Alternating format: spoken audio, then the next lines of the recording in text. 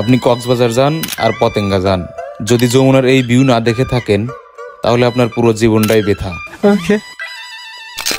এই যে দেখেন ব্যস্ততম গুদরঘাট, সারা বছর এর একই অবস্থা। আর এখানে বসে আমি আকাশটার সাথে একটু ভাব জমাইতেছি। কি আকাশটা সুন্দর না?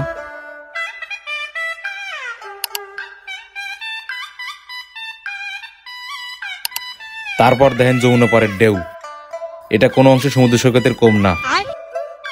পানিতে হাঁটতে গেলে মোটামুটি ভালোই লাগবে যদি সূর্য মামা না থাকে, আর সূর্য মামা না থাকলে ভিউ থাকবে না। আচ্ছা কন্ত দেখে এই লোকেশনটা কোনে? যদি চিনে থাকেন তাহলে তাড়াতাড়ি চলে আসেন পানি শুকানোর আগে।